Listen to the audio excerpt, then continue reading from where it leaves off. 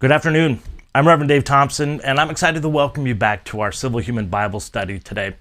So I'm a civil human minister, and what that means is essentially I gear my ministry and my service to creating human peace and common ground. And in that effort, with these scriptures, I'm looking at my own history, my own spiritual background, and looking at the teachings of Jesus specifically to try to find teachings that are relatable and usable by humans across the board, regardless of our different faiths, our different politics, and our different lifestyles.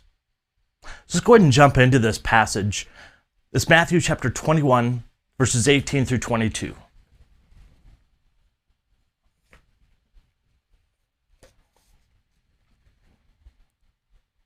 Starting with verse 18.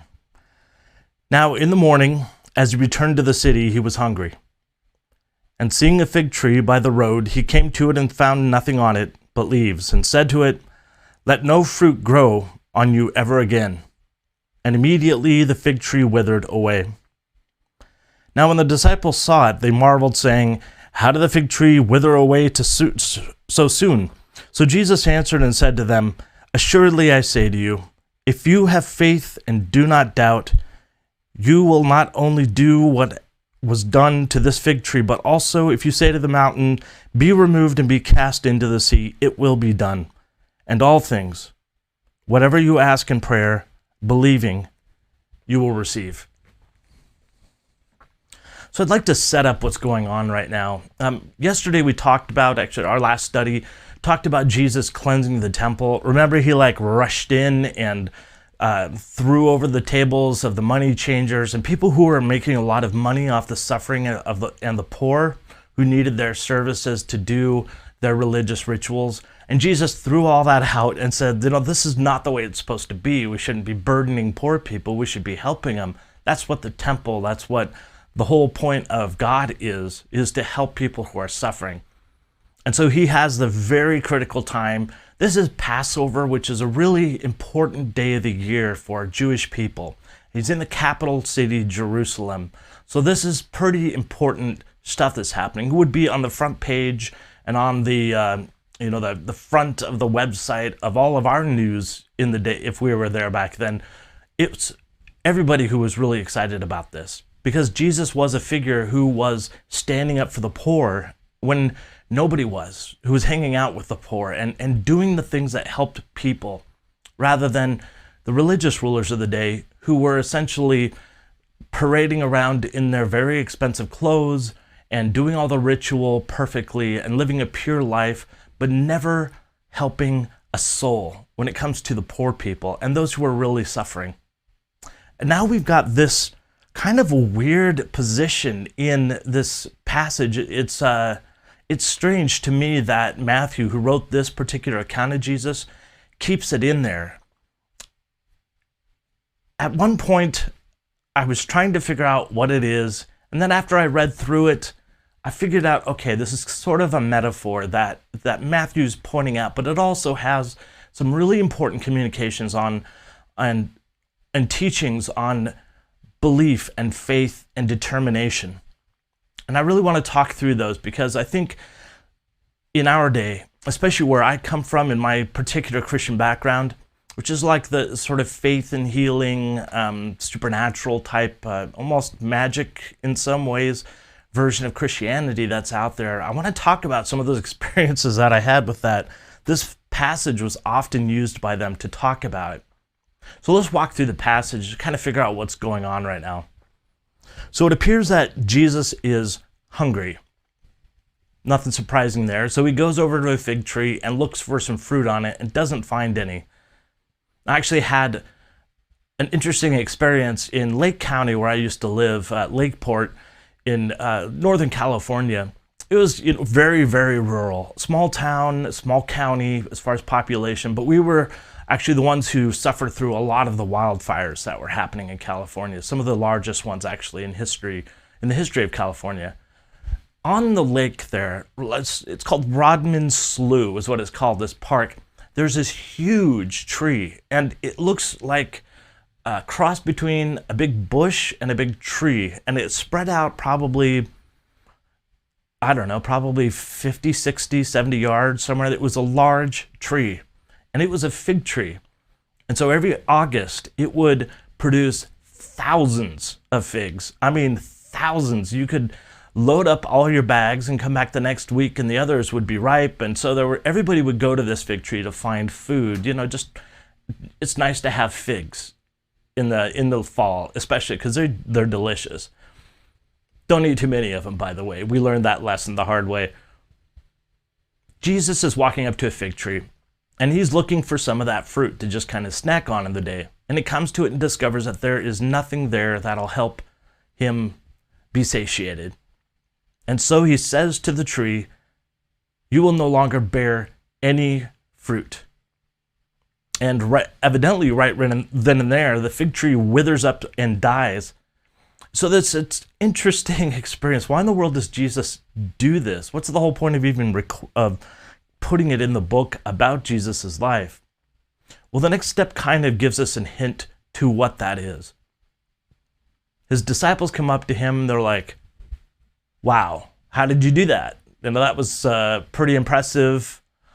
How did you make that happen?" And Jesus says, "Look, that's nothing. If you have faith and belief," and this word, I'm going to talk about faith in just a second because it's very important to understand what Jesus was saying back then and not the way we see faith sometimes today. But he says, if you have faith, you'll be able to not only do that, but you'll be able to look at the mountain over there and tell it to move and throw itself into the sea, and it'll do that. Because anything you asked in prayer will be given to you and you will receive it. There are a couple things that I want to highlight before. I want to spend more time at the end on the walkaways today because I want to share some stories from my own experience in that faith and healing place and church that I grew up in. First, I want to point out that I think that it is a metaphor in some ways. And the reason why Matthew's keeping it and putting it right after the cleansing of the temple is I think he's trying to highlight something here, that the fig tree is kind of a metaphor for the place that people are supposed to go to get food, to get nourishment. And in their society, the temple was the place where everybody was supposed to come to get, to be healed, whether that's supernatural or just medically, to find relief, to be comforted, to fix their life and turn it around by talking with teachers, to get supplies even. The temple was responsible for redistributing the wealth in the nation. People who had great wealth would give it to the temple, and the temple would distribute it out to poor people. But they weren't doing any of that. So I think the metaphor here is actually important, that Jesus recognizes this tree is no longer providing any nourishment or any benefit to anybody. Just like the temple back then, those religious leaders, they were not providing anything for those who truly need it, who are hungry. And so he says, you will no longer produce fruit. And I think Matthew's actually making a point of the fact that Jesus is saying this old way of doing things, these religious leaders, it doesn't work. It is not providing any help to the poor and the suffering. So it's done. And really, historically, we see that happen. All of a sudden, Israel becomes overthrown by Rome, even 70 years after that. Jerusalem is ransacked, and there's a complete end to the temple and everything. So it's interesting that Jesus points that out here. So let's talk about the word faith. That is a very important word here. Oftentimes, the way I grew up was that we go to church and people would say, have faith and you'll be healed. And so we'd go up front to the front of the church and what they call the altar call at the end, where they called people forward to pray or to commit their lives to Jesus, or any number of other things. So you go forward, and the idea was that your faith, each other's faith, would somehow heal you. The problem with that was, if you weren't healed, then you didn't have faith, which is kind of a crummy thing to have happen to you, especially when you're in need and in suffering. This word faith today in many churches has become a magical spell in many ways.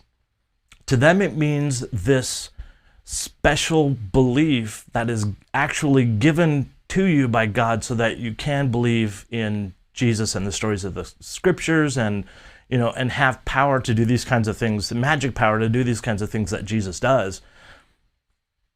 That's not at all what Jesus is saying here. And when we look at the actual word, this word really means, back then, it meant belief. It meant being convinced or being persuaded. It actually comes from the root word, which means to be convinced. So it's an intellectual choice as much as it is an emotional choice. Unfortunately, many of our religious institutions have divorced themselves from science and from reason because honestly, they just haven't had a way to respond to science in their worldview. And I think that there's plenty of room to talk there. But nonetheless, this word back then, when Jesus is saying this to his disciples, he's not talking about, them getting magic and being able to, wave a Harry Potter wand and make the mountain move over into the sea. He's talking about a very important lesson. And it's something that people wrote a book about even recently. And it's something that has been called several other things, like positive thought. The book that came out was called The Secret. I don't know if you read that book or saw it. It was kind of a big hoopla about this specific principle. And that is, if you trust, believe, give yourself over to the truth of what you speak, you will be able to do anything. Now, obviously, anything could be pretty ambiguous. I do not think that that means absolutely any possible crazy scenario that we can come up with as a faith suggestion. But what it does mean is that there is significant power and ability in us as human beings to be able to construct what we want to experience in life and how we want society to be. I want to focus on that, especially today. I grew up in this sort of faith experience. My mother actually enjoyed quite a bit going to these spiritual warfare, they were called, and faith kind of services where, actually, you may notice the ribbons up on the tambourine there. It's actually my mother's tambourine. She passed away in my 20s from breast cancer. And the one thing I did love about it, and the reason I keep this tambourine, is because she was somebody who never forgot to just enjoy and have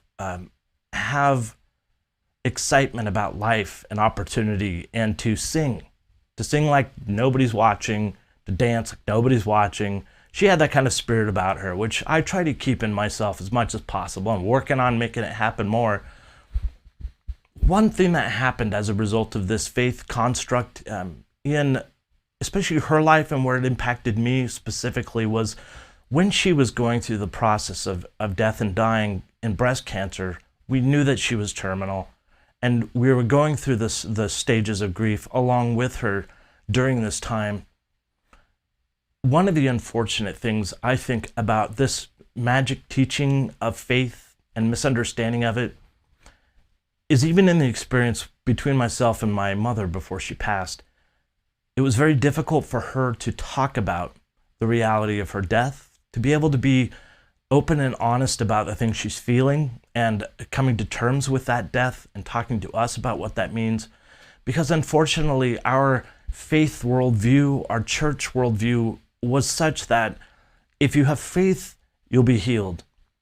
And she didn't want to, jinx it, essentially. She didn't want to talk about it being a reality because she didn't want to doubt her faith. And that's an unfortunate thing. I do regret that part of her process of death and dying. We as a family had a very close-knit relationship, so we were able to share quite a bit with each other in that whole process. But I've seen it time and time again in communities of faith where they have these very problematic interpretations of this passage. So today, here and now, 2,000 years removed, you and I, human beings, let's set aside our faiths, let's set aside our politics, set aside our lifestyles, and just look at this maxim, this rule.